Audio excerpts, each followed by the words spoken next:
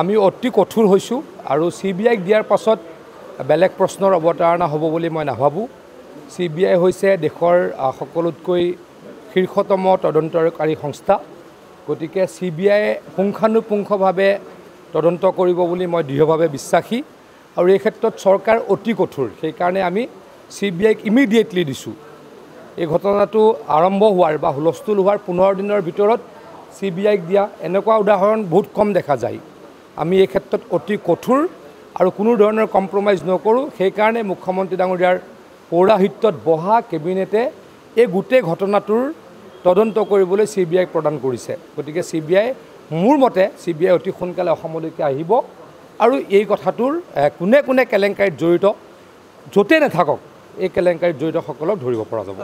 চাওক এটা কথা আপোনালোকে মই কৈছোঁ 15 দিনমান হ'ল, 15 দিনৰ ভিতৰত CBIক দিয়া গৈছে। গতিকে কোনোবা যদি আছে তেওঁলোক পৰিব। CBIৰ পৰাতো কোনো বাচিব নোৱাৰে। আমি দৃঢ়ভাৱে বিশ্বাসী যে আমি কোনো নাই, কাৰণ CBI আহিবই। গতিকে CBIৰ আগততো CBIটো মাতিবই, কেইদিনমান পাছতে গমেই পাব। মই আকৌ কৈছোঁ আমি মোৰ সতীৰ্থসকলৰ লগত মই কথা পাতিছোঁ, মই দৃঢ়তাৰে কওঁ আমাৰ কোনো নাই। ওলোটাই কংগ্ৰেছ দলৰে নেতাকৰ্মী এই কথাটোত জড়িত থকাৰ বাতৰি পঢ়িছোঁ। ট্ৰেডিঙত বাতৰিটো আপোনালোকৰ TV পেপাৰতে পঢ়িছোঁ। গতিকে বিজেপিৰ কোনোবা আছে বুলিতো মই নাভাবোঁ। থাকিলেও এৰি নাযায়, এৰি দিয়া নহ'ব। যোনেই নহওক মুঠতে কেলেংকাৰীত জড়িত যোন দলেই নহওক তেওঁ CBI আওতালৈকে আহিবই, তেওঁ বিপদত পৰিবই।